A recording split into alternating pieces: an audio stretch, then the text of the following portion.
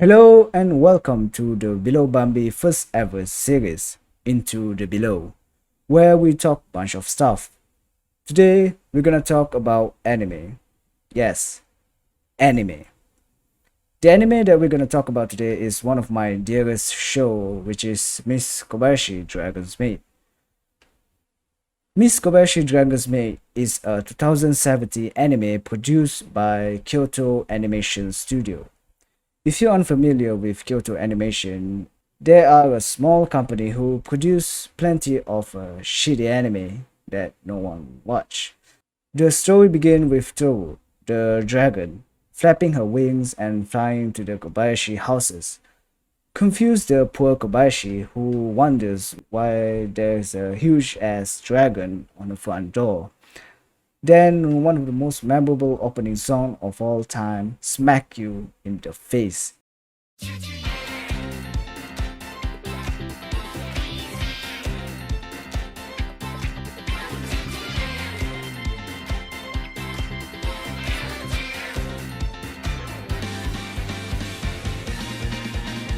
Seriously, the opening alone deserves a 10 out of 10.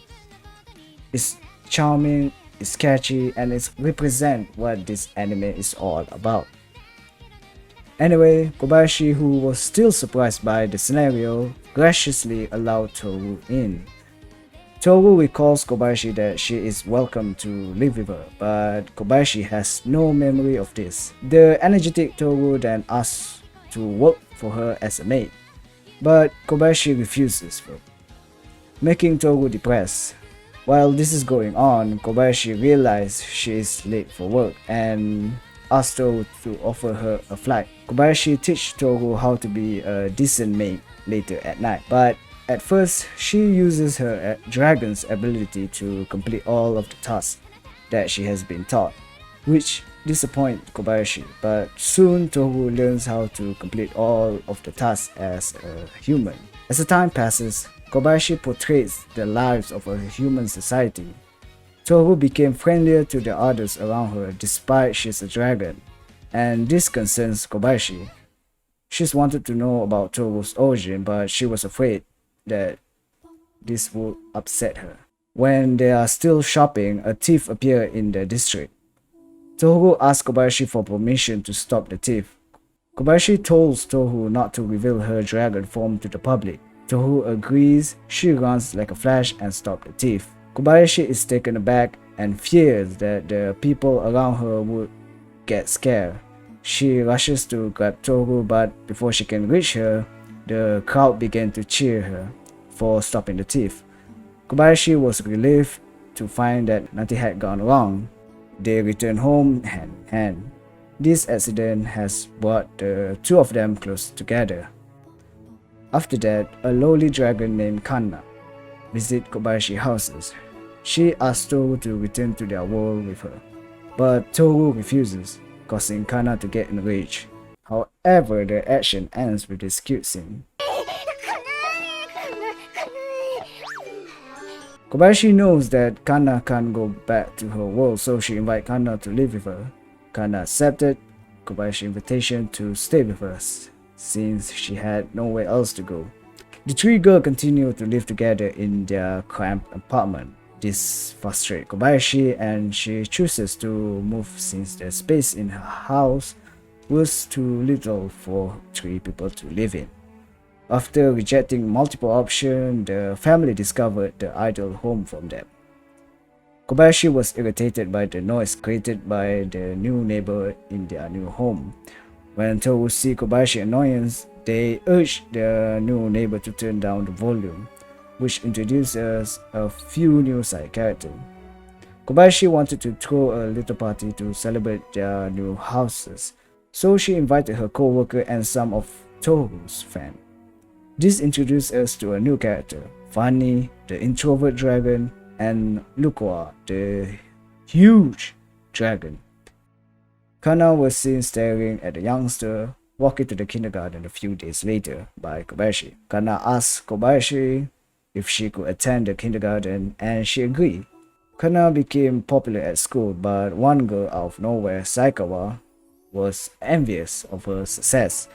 Kana uses a dragon skill right before Saikawa wanted to challenge her for something, and the two of them becomes great friends throughout the series.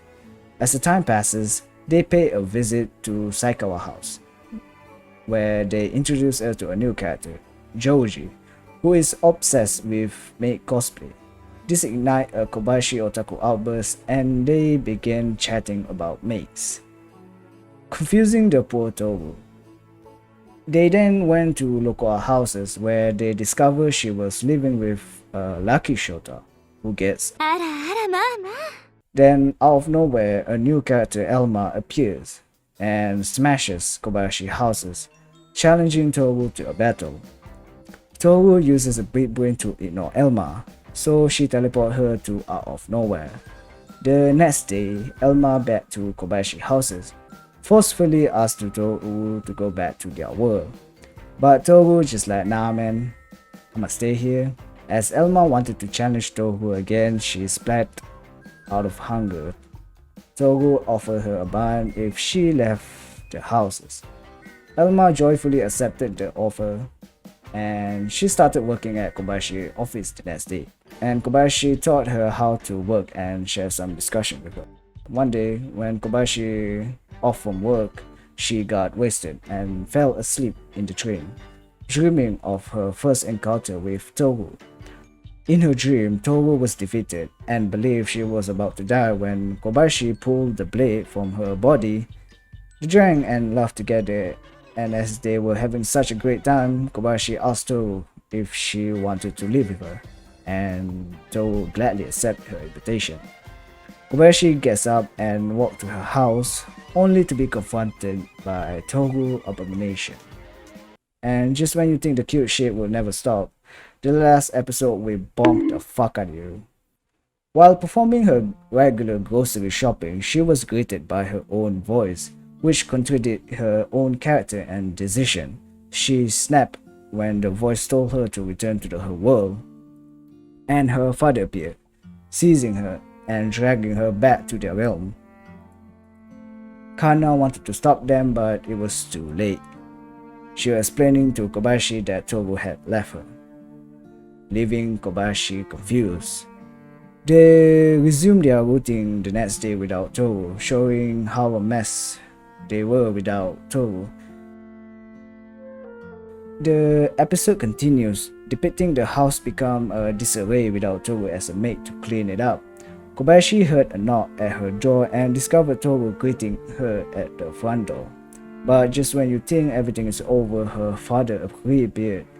This time, he shoot Kobayashi and breaking her glasses. Tohru was shocked, but Kobayashi stood up and said "fuck you" to the father.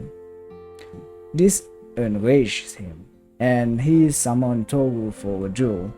During the battle, Kobayashi interrupted them both and spoke some cliche shit, which made Tohru's father agree to let Tohru stay in this world. And this leaves Kyoto Animation's signature emotion scene.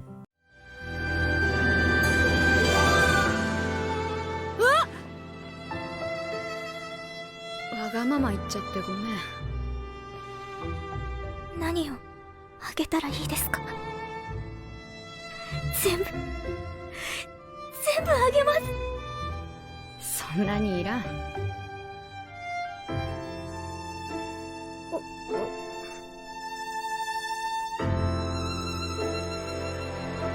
And the anime ends with them going to Kobayashi hometown. And that's it. The end. This anime is really check all of the boxes of how to be a good slice of life anime, while it also spices up by adding some lore to the Dragon's World. It has good character development from both Tohru and Kobayashi, a good setting, chilling atmosphere, and a lot, and I mean a lot, of a cute shit. This anime did a good job of combining multiple worlds without sacrificing any of the series' core aspect. If you feel like shit or just simply haven't watched it yet, this anime will undoubtedly heal your depression. If you enjoy this kind of content, please leave a like and comment about the next stuff that you want me to talk about in the next Into the Below, either games, anime, or some random shit. And until then, stay safe.